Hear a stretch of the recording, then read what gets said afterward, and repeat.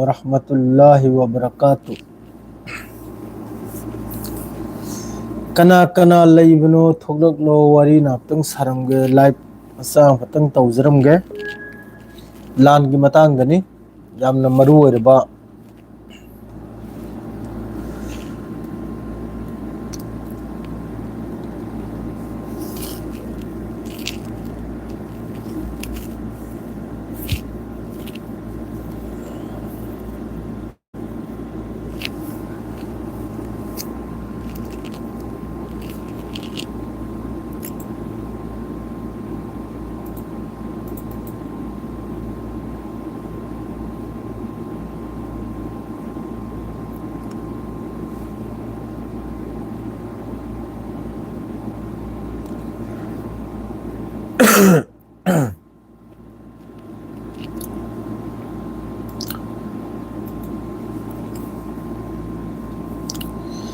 Muhammad Jawal Haq, hi bro, hi, kam tarwalaikum assalam. Molvi Jubair, hi, Molvi Jubair bhai, kam tari nungairi bro. Maam kam taunri. Chai sing chanra bro.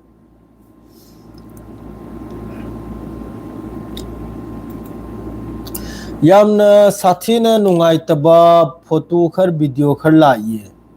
Masi urega chaksi chabudi ngamdre sengna habda video doina thangalakani Facebook ta angang khargi hojiki Gaza do oiba fifam asigi matangda photo khar video khar lai e pau tahal lage bhai tala horage e pau sisu char bro chadri ne ai budi Allah na pen dana nungaire Allah na pen dana nungaire karna chari da bro oi khoi som dari ai di cha da ai di hojikta bu hanjal imi hospital da gi chalu dana ngasi asida yamna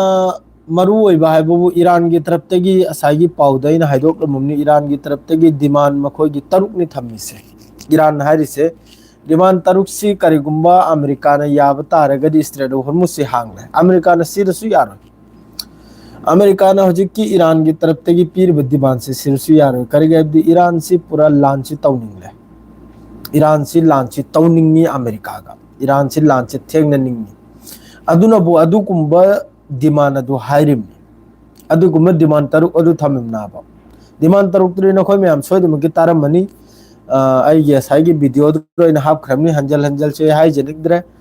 adu gi demand taruk tu ya bata raga di Strait of Hormuz si Iran gi taraf te gi hangdok la Strait of Hormuz ta nate Iran na hangdor se duda som da Red Sea da thingjal lise asisu hangbagi chance am lai asisu hangbagi chance am lai kari gumba dil taruk adu demand taruk adu yaradi aduga hojik somda lemikter nungai tabo pau haiba bu Israel gi Prime Minister Benjamin Netanyahu na hari sinabu US President Donald Trump gi taraf tagi boat peace 15 point Gaza plenum pura ido adugi do reject ni hari se israwna tabiri ba israw sing hojik ki Gaza gi peace board of peace 15 point plan adugumba 15 point adu Netanyahu gi taraf tagi pura reject tawthokra abdi Netanyahu na hari sinabu Gaza da hojik ki Hamas ki taraf tagi khuchu khulai thamgani hari bu wafam mase khuchu khulai thambagi wafam mase mana harim nabu details ta harega nabu thoki adum micham na khuchu khulai thambase na tai mana pamrise original khuchu khulai paibu mi Hamas ki original lan mi na khuchu khulai thamlakpa adu kana na khanguni kamna original orimno kamna duplicate orimno khuchu khulai thambadadi Hamas yaraba hojik mana makka face am thang lai bai bu adum hakta thamlega yab na tai ahan bada loina original khuchu khulai paibu makhai do original lan mi adum thoke lan mi na hakta public na khuchu khulai thamya ina public na kana orimno lan mi na kana orimno kana na khang adui maming ma Gaza dagi IDF withdraw tawningde mana asida pare ngoine ni mana Twitter da irakhrisina bu Hamas kanano khangde Philistine kanano khangde Gaza kanano khangde West Bank kanano khangde sini mana hojiki Twitter da iraise makhoi gi asai gi rt.com har sida phongdora isinabu फिलिस्तीन से कनानो खंगदे सिनी फिलिस्तीन आइब लेते सिनी no Palestine no Hamas no West Bank करीमता लेते सिनी ओनली सिल लेरिसि बस इजराइल खक्तने सिनी अदुक यामना चाउना कनम तौना फोंग इरकपै मतुंगदसु अतै कंट्री मखैसु तुमिन लेरिनि खाउ पाइदना अदु हौजिक सिरे नुंगाइबो पाउ हाइबुबु पाउसी यामे तलतला हेरके अथुब यावरगन बहक्त तोकथोकसि सुवाजिरा दुन लोइजनसि थुरेगन बहक्सांगम दंगम द थोकलेमनि खंगिब्राने हक्सांग नाव फद्री अदुम थोकलेमनि नखोय म्याम गना तंग लाउनरम गायना अदु थुरेगन बहक्त सुवाजिरा दुम लाइफ सि लोइजलगे सिदा हौजिक डिफेंस डील अमसु तौखरेको डिफेंस डील सिनबु सिसु याम नुंगाइबमनि सिसु हौजिक मोहैगी अचौबा एग्जाम अमनि ममांग द परीक्षा अम लैरे पाकिस्तान ने सऊदी ने तुर्की ने डिफेंस डील अमा कनागुंबगी मथक्ता लानम तौरक तारगदे अखोय बानिक की मथक्तसु तौरक पने लौगने असिदा अहान बद हुती ने ट्राई तौखरेको Yemen Houthi have claim an attack that used fire at Saudi Aramco oil facility in the Jizan province. Jizan sida lairi hojiki Aramco haribo oil facility se asigi mathakta huti na attack tawkhre mai thadokre nina hojik asai makhoi gi defense deal tawkhri se makhoi country ahumna asina hojik kari action lawrok pano siang batare hojik silo tene important ni asai gi defense deal sida haina khrim na ba kari gumba ekhoi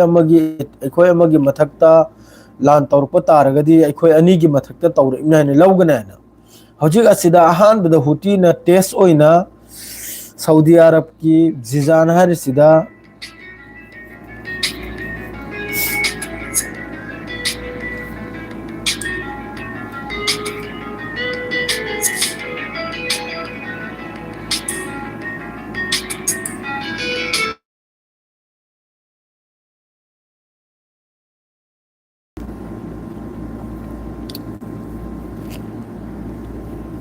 phone में लाग चल रहे अदुननी bro मैं वरो बे आदा phone में लाग चल रहे अदुननी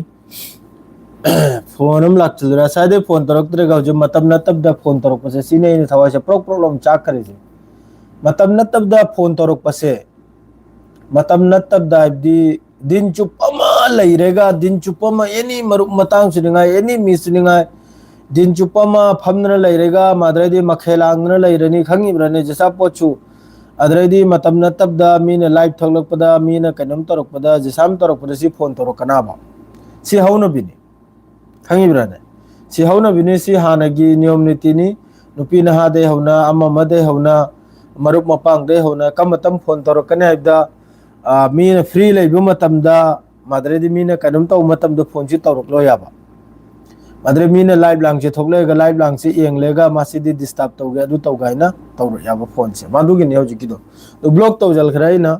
ब्लॉक तौ दु याद है मादो होजिकी जिजान गी से दा होजिक तौर अमनिना मखोय मखचिना सोमना बुदी यामना कन्ना होजिक हाइरी सऊदी अरब ना हाइरी लमन खुमगने सिन सऊदी अरब ना से होजिकी सिदा तौर खरिसिगी लमन खुमगना अदुगा यामना कन्न सोमदु सेमजल साजल बगी सेमगत खोकत पगी यामना कन्न पाउ खरम चुलाइको यमन की मथकते तेकम तौबगी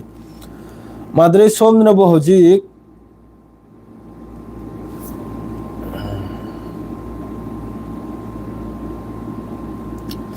सिदा गाजा की पाउ खरम बुलाइको 3000 times killing more than 1200 people injuring more than 4000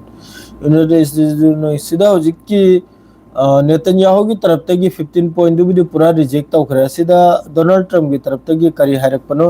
Young बताइको मदरे सिदा हमास की सिसु बेकार निदा पाव से नहीं गई फजन पाद्रियाबो गाजा की होजिकी 15 पॉइंट सी यामना रिक्स त लैरे सिने होजि हायरिसे मासी 15 पॉइंट सी हल हाइना की बगी मोय चावन मीटिंग फमले दना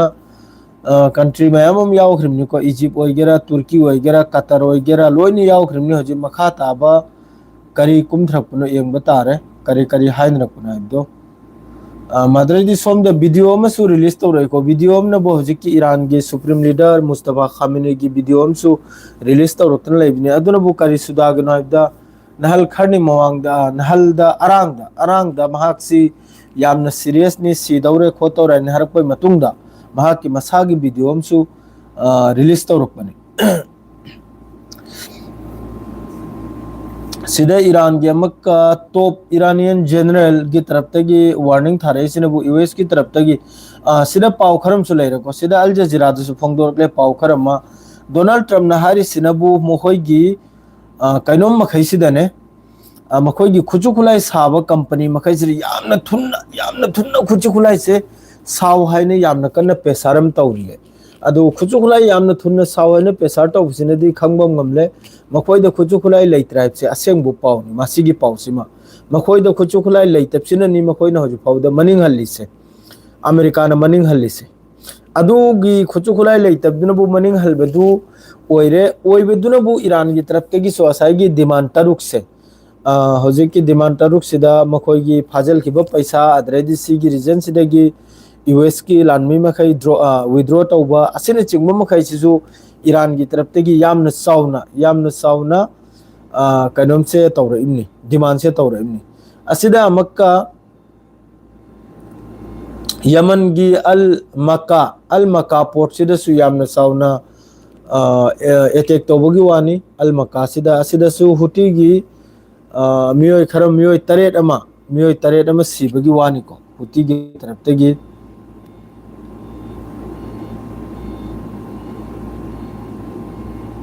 people in Gaza accepted Netanyahu to reject 15-point plan sida mi mai gaina su khanra laisini Netanyahu gi taraf te gi asagi Gaza gi 15 point se reject tawra kanap se Gaza gi miyoi makhaina so Hamas na su khalli sini hojiki kanam se Houthi attack in Yemen gi hojiki Yemen sida su lanche ani thokle ko Yemen sida lanche ani thokla di Houthi ga Yemeni ga ni tawni se Yemen gi army sina bu Arab na support tawrim ko asida Houthi gi attack ta Yemen gi army al Makkah port hari sida miyoi taret ama latest 7 people army miyoi taret ama sibagi wani si Houthi gi attack ni Houthi na ngasi mafamani dani attack tawkrise Yemen manungda ama madradi aikhoine lairi sigi Jizan hariba Aramco gi oil facility da mafamani sira Houthi ne attack tawkrini Yemen dana bo al Makkah port hari sida miyoi taret siba aduga aikhoine lairi mafam sidana bu Jizan sidana bu mahoi gi Aramco gi oil facility da asi ani sida laikra ya madu matungda somna hoje har sinabu yamna sauna laman khumgani sini madu hoju pawdi Al Jazeera da oigera madu oigera hoju pawbu makoine laman khumbabgi update se hoju pawbu thengne dri ko sida makha ta abda laktri hoju pawbu laktri sinabu adu makhai du loini ni mani hoju pawbu laktri somna kanum tawbogi se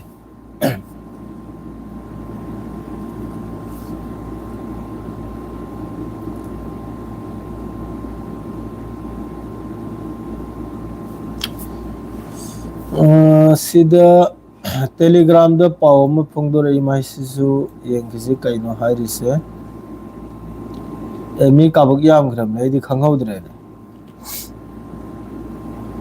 achang je khar fit oidri da fit orde phajana फिलिस्तीनी हथियारबंद group ने Telegram पर publish एक बयान में कहा है कि वो गाजा सीज़फायर के दूसरे फेज के लिए 15 पॉइंट प्लान पर कायम है। हमास ने कहा कि अब प्रायोरिटी एग्रीमेंट को पूरी तरह में लागू करना है। फिलिस्तीनी पर हमला पर पूरी तरह रोक, इजरायली सेना की वापसी। सीधा हौजिक फिलिस्तीनी मखैना हारिसिनबु हमास की तरफ तैना हारिसिनबु हौजिक की एग्रीमेंट दुगी 15 पॉइंट दुगी मतुंगिना अनि सुबो फेस असि हौबगी वानिको असिदा करी हौरुनी नेतन्याहु ने डायरेक्ट हाइदोरकले अदुगुम्बा 15 पॉइंट दु मखो याद हैना मखो सुबे याद है। वालेकुम अस्सलाम वाहिदुरे में मई पहाउदरे नहा की सलाम की जवाब सुपीबो ngमौदरे। वालेकुम अस्सलाम अदु हौजिक करिनो सिन हंदगी सुसुम ओइनाय ब खंगिदा असाई 15 पॉइंट 15 पॉइंट ग्राक्सी नेतन्याहू ना लोई बिदे यारक लोई मखोई की मेन मकसद है वो कनो गाजा लौजलबा लेबनान कब्जा तौजलबा माद्रेदी सीरिया कब्जा तौजलबा असी मखैसिनी मखोई की मेन मकसद है मखा ताव पाउसे दुम हाइथरागे इसना म दुम ताबीरो गाजा दा होजे अंगांग मखै होजे की सीगी खुसा से सिदा होजे 50 की न याद नि सारे से सिदा ना एसी ना फ्रीज तंबूर मनुंग द लेलिमनि दिल लेलिमनि गाजा की कना उरिमना कनाम तो उदे गाजा दा करी उरिमना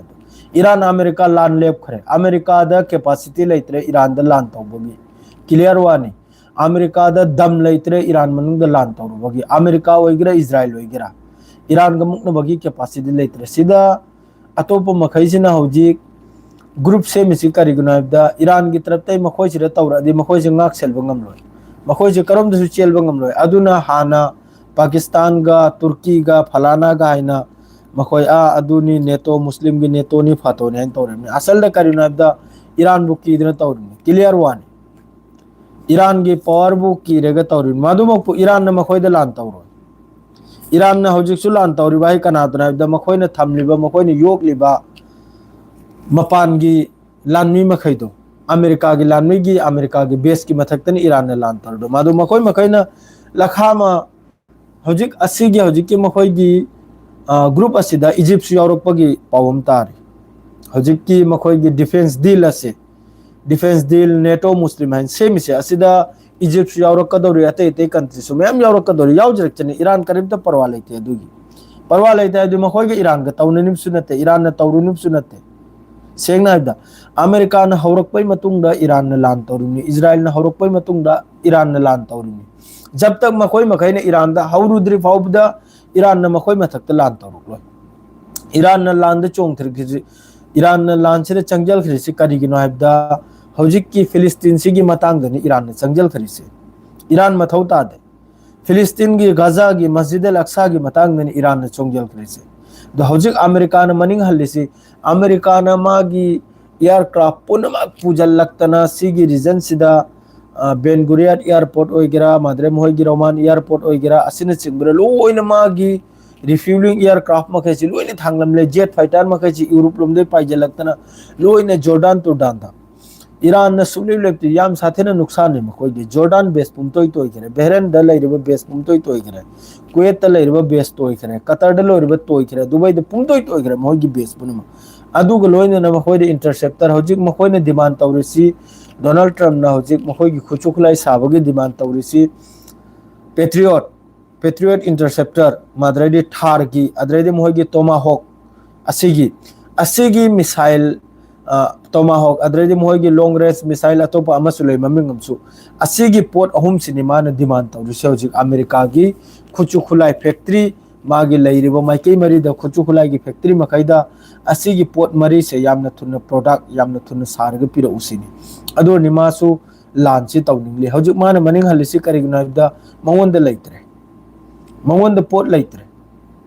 मंगोंद ईरान ग थेंगननिगाई दो सुबले लैत्राबा ईरान की ड्रोन अम लौथबगी दमक्ता $20,000 पीबा ड्रोन अम लौथबगी दमक्ता मान 1 मिलियन पीबा 1 मिलियन की एक्सपेंसिव ओइबा मिसाइल मान कापखलिसे अदोडी यंखरो अदुना अमेरिका से मनिंग हलिमना अदो हजिक मान सिदा हजि नेटो मुस्लिम नेटो सेमनडी कैदौनी खुपी उटलेगा मा इजराइल दमा धमकी तो बंगम दाबा हजिक की लैरिबा अखोगी इस्लामिक कंट्री मखैसे हजिक नेतन्याहू न फोंगना हाइदोरकलाबा अदु कुंबा 15 पॉइंट पीस डील की गाजा पीस डील की 15 पॉइंट दो अखोई याद आई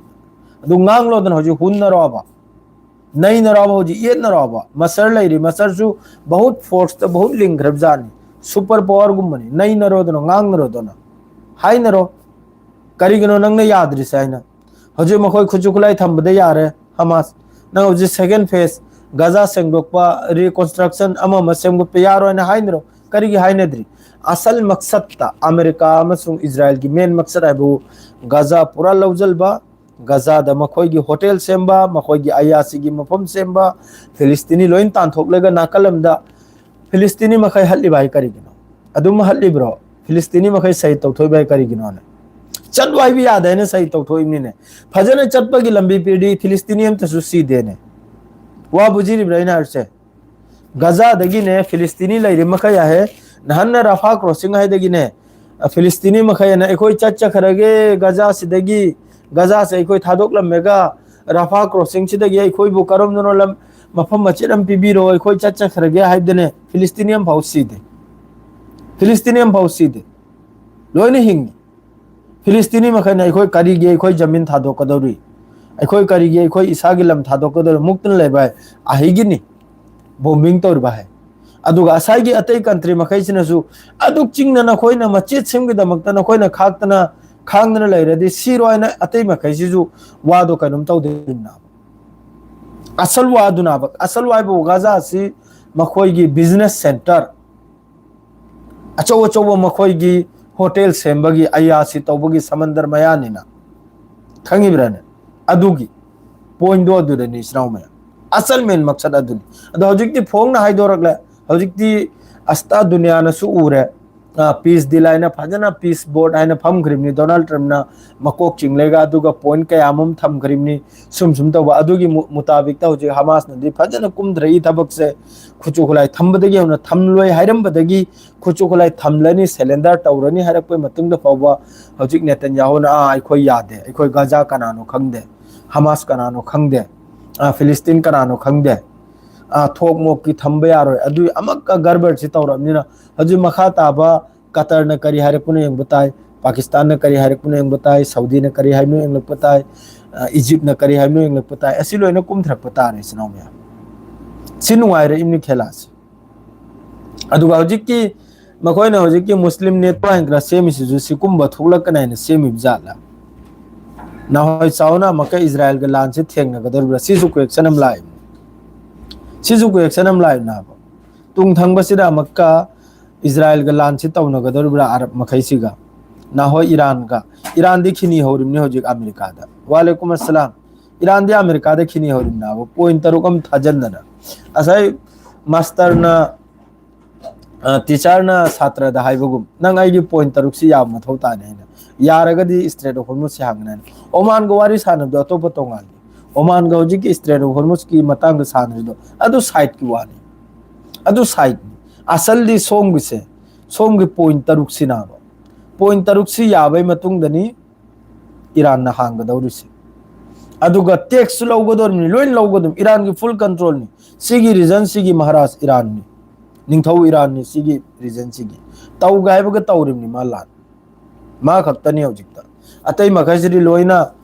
ईरान बुकीबना पि नेतो सेमिमि सेंगाइबदा ईरान बुकीबना ईरान दा दुकुंबा खुचु खुलाय कया अमसु मरक सिदा अपग्रेड तौखराबा सेमगत सागत खराबा ईरान ना अदुना नाबा ईरान ना एकदम कयम की मवोंग दा सिगी दिल सी याव याब तारगदि स्ट्रेट ऑफ हॉर्मुज हांगने आइ नाइरे इसे सेंगाइबदा वालेकुम अस्सलाम वरहमतुल्लाहि वबरकातुहू हक्सांग से खजितंग लोक से लैरी अरुम से जो खजितंग लैरी को अदुगा टैबलेट अनीम सु लैरी सिरे टैबलेट अनीम सु अनि सिना अदुम तत्तनि माराइन खल्ले को अनि सिना अदुम तत्लनि इंशाअल्लाह सोइद मुकिन खोय मयाम गी दुआ दगी अदुगा हजुक फावदा पन्नद्रन लैरे अमेरिका की तरफ तक इस हजुक की ईरान की दिल से की मतंगदा हजुक फावबा करिगुंबा पावम लाक्त्री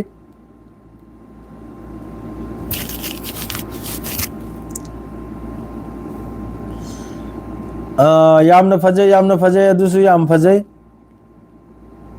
चाक चाद्री चाक सिरी अदुम नसी होटल दो र कनो तौरोगे सांग बुदी लै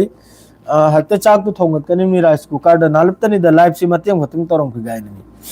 अदु हौजिक ताइबु बेंगो अमेरिका की तरफ तक सु कुनो जवाब हम लाक्त्री मादुगा हौजिक की 15 पॉइंट नेतन्याहु की तरफ तक रिजेक्ट तौरिसे असिगी मतांग दसु नई नरक्तरी हौजिक फावबा सोयदमकी नसिनुम दांग नत्रगा हयेंग दिसिगी मतांग सोयदमकी यामना कन्ना नई नरअनी पीस दिल की मतांग दसु माद्रैदी ईरान की तरफ तक हौजिक डिमांड सिबुदी लंगजल करेदना पॉइंट तरुक्सी यारो याबै मतुंग स्ट्रेट ऑफ हॉर्मुज हांगने ना मादुगी मतुंग हौजिक करिना दे हौजिक मकमी मखैगी मिटिंग से करोम चक्राइदा यमन द चक्रे यमन हुती दे चक्रे हौजिक की मी मखैगी लोइमक की मीडिया की माइक कैमरा से सु पूरा हुती रोम दो उंजल खराब हौजिक हुती गा अरबता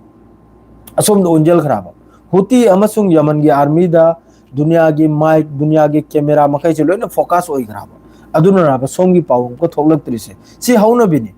सी हौनबिनी जो वायरल ओइरे इबा जो ओइरे इबा थौदोक मखैदो अदोम दा दुम चकदरमी सोमनबु यामना कन्ना कनोमदसु रशिया दा सु यामना साथीना लांसी यामना फिफम चादम मखै रशिया सिरसु तौनरे को यूक्रेन की तरफ तगी आ मनुंग यौन संगले गनी माद्रेदी सिदना मक्का सीरिया की तरफ ते हर सेनबु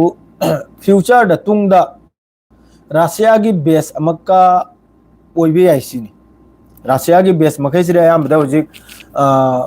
रशिया सीरिया मनुंग दे थोखरे दोना तुंगदा फ्यूचर दा मक्का रशिया की बेस सी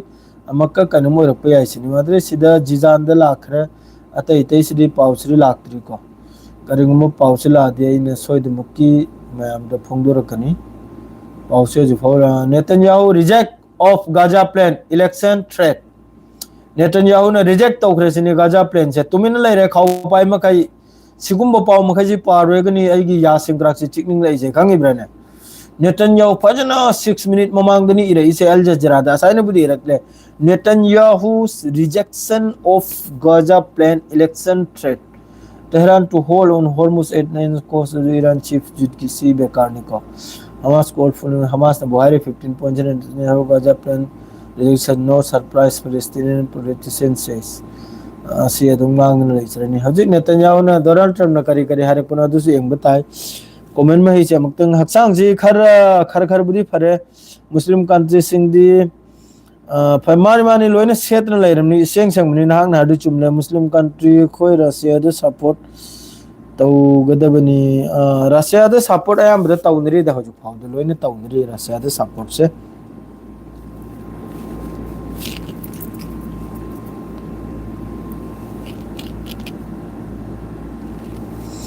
अदु स्वाइस रदुम लाइव के चनाव में हम आइसु चाक चिदम थोंगत के अदुगा हयेंग 11 तारीख की प्रोटेस्ट तो अदु मैम कौबिगनु जॉइन होनु तौबिउ वर्क बोर्ड की कैदम से असी कौबे यादे असिदा इजराइल की तरफ तक हमका advance plan 627 settler unit occupied West Bank दा हमका 627 यूनिट यूम हमका साबगी वाने को हारी से कैदम सिदा वेस्ट बैंक दा लोइने यंगना ले दरम लोइन खाउ पाइदन ले रिम से हारे के लोइजरगे अस्सलाम वालेकुम सुंबाय